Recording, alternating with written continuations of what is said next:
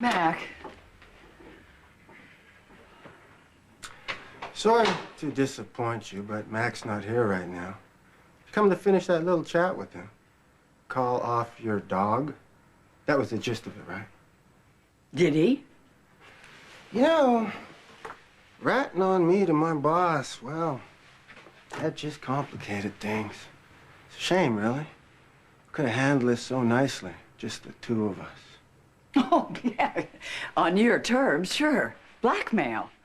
Oh, no. Blackmail is against the law. Oh, and by the way, so is possession of a controlled substance. And what do you call using the greatest error in my husband's life and having it hang over my head, forcing me to go against Justice Ward and my son? What do you call that? Police procedure. Oh, yeah. You know, letting the little fish go to catch the big fish. Cops do that all the time. And you know what? The little fish is usually grateful. Well, did Mac see it that way?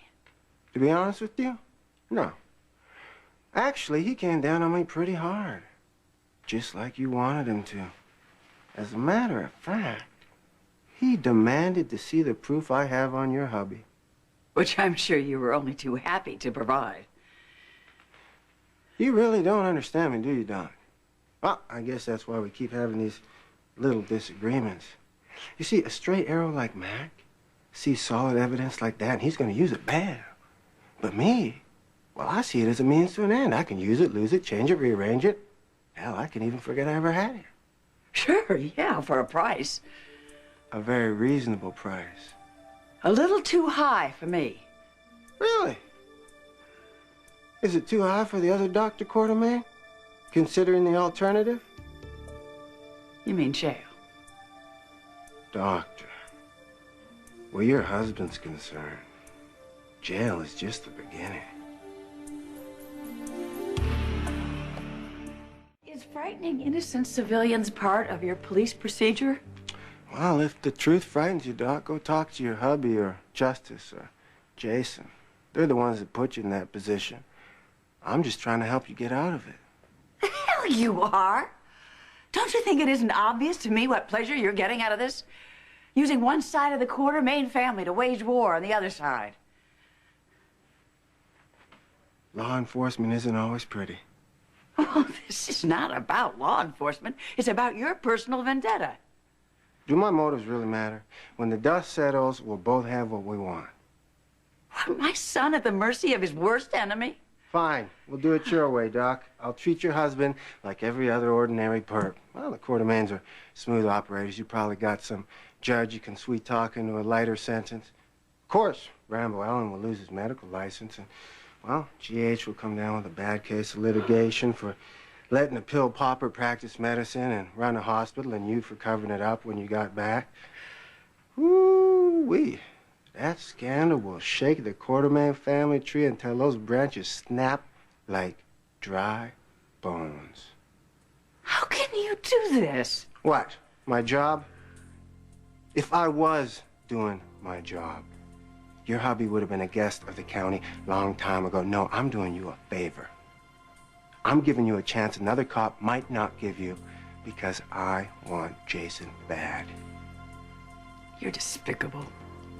Different strokes, Doc. You give me something on Jason or Justice, two guys I'm going to take down one way or another. Now, the deal may be hard, but it's fair, so get over it. It's the best you're going to get.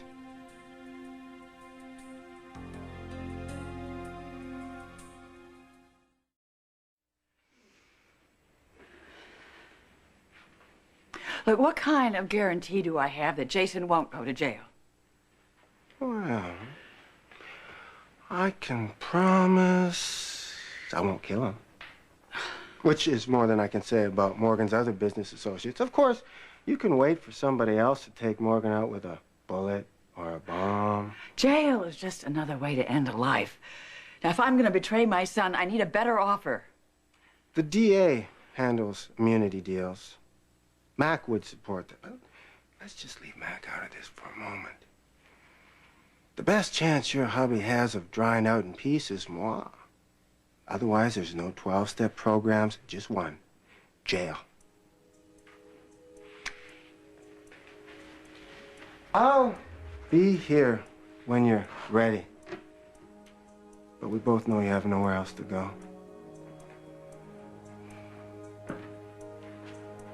No, this is not her manager. This is her grandfather. Is that for Emily? And as a matter of fact, you are interrupting Emily, and she's trying to give a party for her parents' anniversary. They're not even here yet. Or do you, fast lane fashion type snicker at that sort of thing, huh? Oh. Yeah. Hello. Yes, this is Emily's brother. She just went upstairs to change. May I ask who's calling? Hello? Hello? She apologized and hung up, as well she should. Oh, no, Mom and Dad. They said they would be here early. What? You hate it? Oh, I think you look very nice.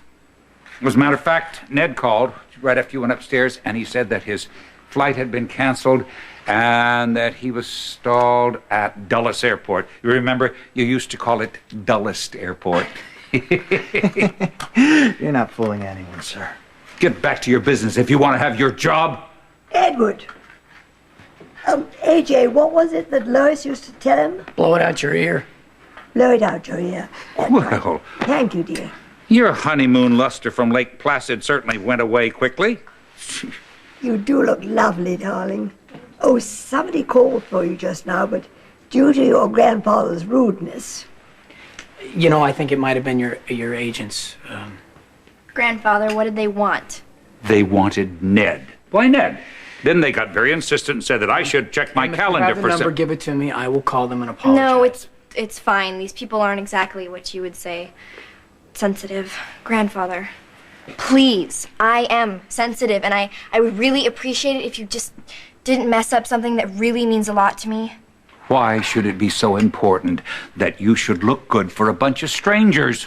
Don't we tell you every day how well-groomed you look? Mom, happy anniversary. Well, I see the merriment started without me. Wasn't Dad supposed to come with you? I'll start here. Yes, I need the number of the county sheriff's office. Okay. Oh, Edward. Mm-hmm. And this frame is solid gold, high level of purity, so I'm told. And you know, if you ever decide to melt it down, you could live quite nicely for some time on this. Should you give in to the urge to flee us all? This looks like a deed. Yes, to this house, Em, which your grandfather has always insisted is his. Believe me, it's a long story.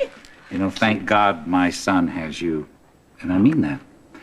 And if you ever decide to dump him, which he so richly deserves, I hope you'll do me the honor of dumping some arsenic in my coffee. Well, I can't divorce Alan. If there's any chance, I may have to remarry him.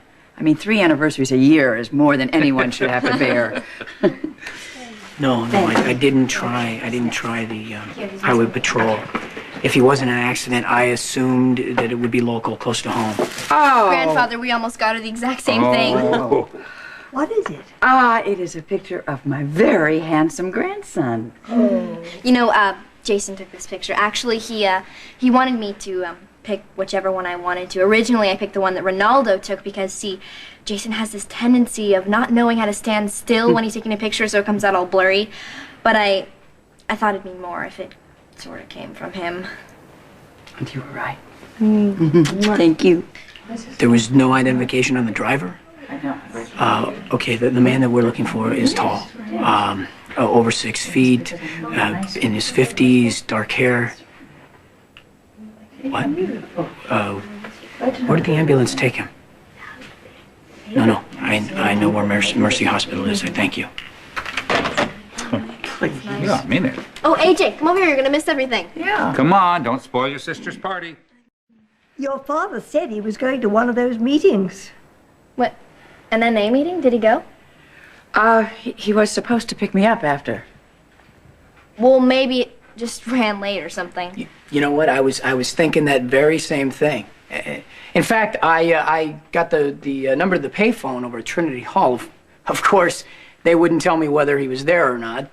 So, you know, I was thinking maybe I would just take a little walk on over there and Check it out.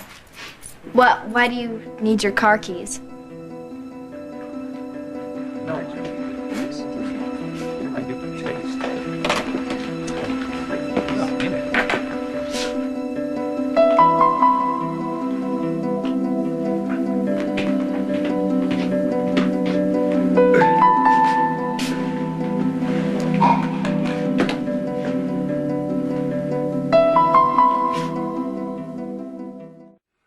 It was just such an emotional meeting. I can't even begin to tell you. I started to tell everybody about all of you and my beautiful, loving wife and what today is and how much it meant to me.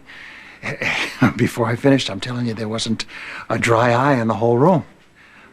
And Emily, please, I promised you I would be here sooner, but please forgive me for being late. Oh, Dad, it's perfectly fine.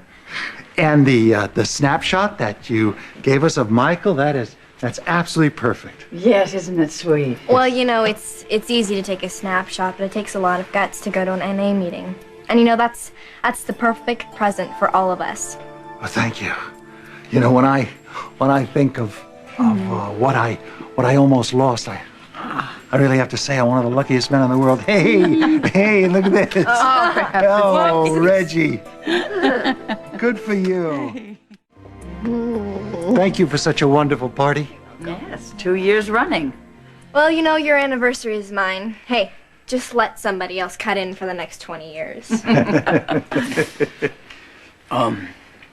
Dad, I'm sorry about before. Hey, it's already forgotten. Okay. Well, I guess I'll go. Help me listen to my CD. Right. Okay.